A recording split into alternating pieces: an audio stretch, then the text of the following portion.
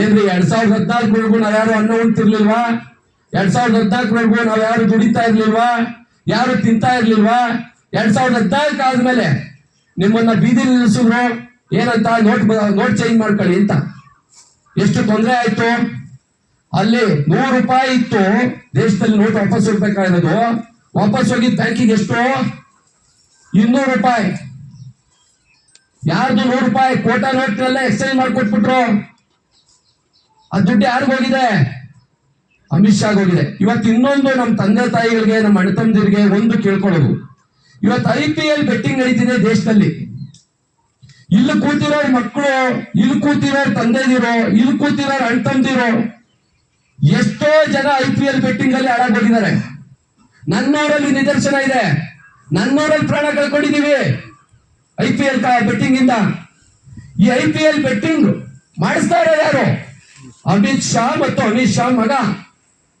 ಅವ್ರ ವಿರುದ್ಧ ಒಂದೇ ಒಂದು ಕಂಪ್ಲೇಂಟ್ ಕೊಡಕ್ಕೆ ಯಾರು ಹೆದರ್ತಾರೆ?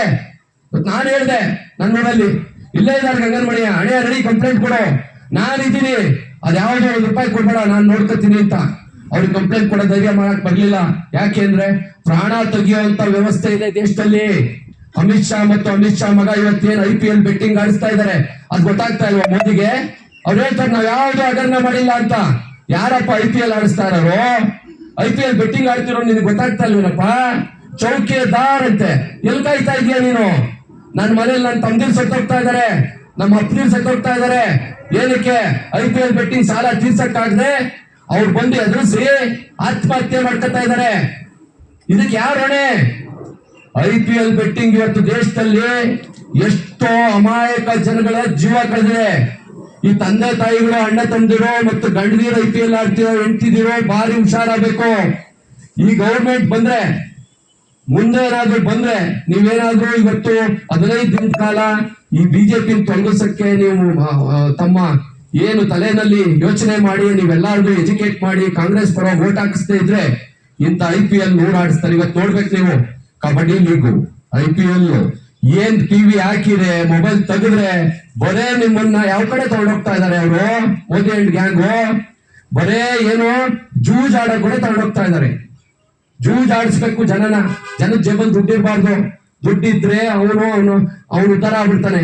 ಅವನು ಯಾವತ್ತೂ ಬಡವನಾಗಿರ್ಬೇಕು ಅನ್ನೋದು ಈ ಮೋದಿ ಮತ್ತು ಮೋದಿ ಗವರ್ಮೆಂಟ್ ನ ಉದ್ದೇಶ. ಇದನ್ನ ನಾನು ಯಾಕೆ ಇಷ್ಟೊಂದು ಬೇಜಾರಾಗಿ ಹೇಳ್ತಾ ಇದ್ದೀನಿ ಅಂದ್ರೆ, ಈ ಮೋದಿ ಒಬ್ರು ಯಾರೋ ಭಾಷಣ ಮಾಡಕ್ಕೆ ಇಟ್ಕೊಂಡಿದ್ದಾರೆ ಬಿಜೆಪಿನಲ್ಲಿ ಒಂದಷ್ಟು ಜನ. ಒಂದ್ ಬಟನ್ ಒತ್ತಿರ್ ಮೋದಿ ಎಲ್ಲಾ ನೋಡ್ತಿರ್ತಾನೆ ದೇಶದಲ್ಲಿ ಅಂತ.